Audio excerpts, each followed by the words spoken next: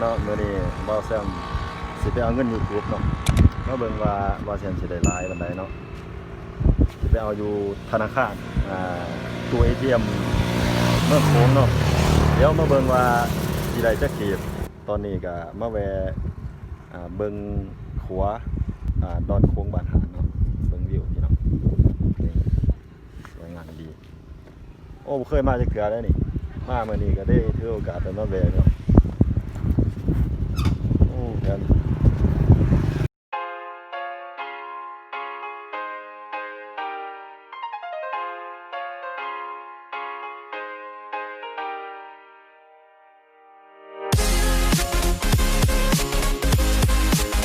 ไปมันคำเนี่ยไปเอา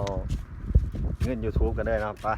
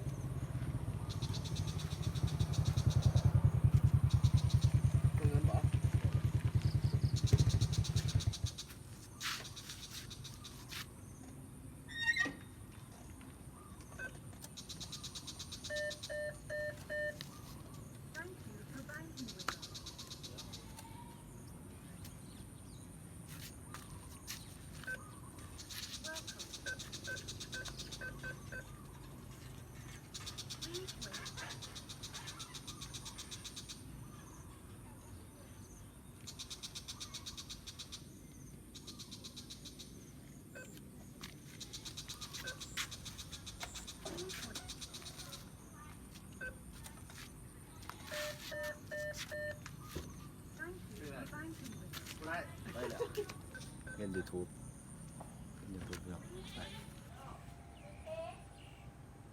มาซื้อเค้กต่อทุกคน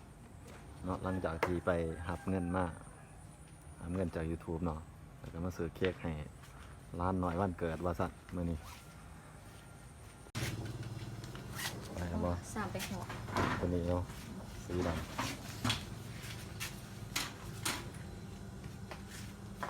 มีการเขียนซื้อเนาะ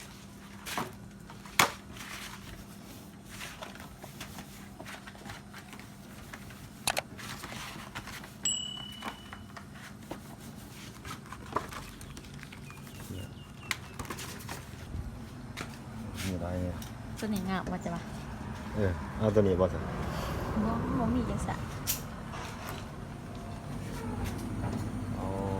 ว่าสิเอาตัวนี้เนาะเอาตัวนั้นเนาะเอาตัวสีดำบ่คือว่าเอาไปลายแหละเอาตัวนี้เป็นหยัง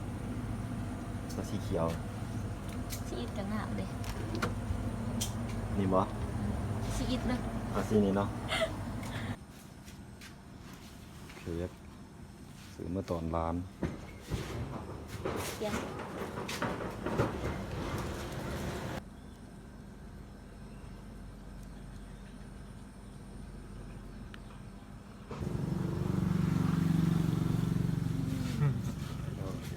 โอ้สระโอนี่งาม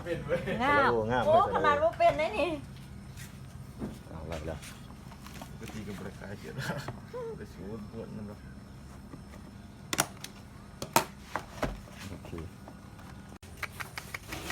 มันจะเป็นอย่างไรมามันขุ่นด้วย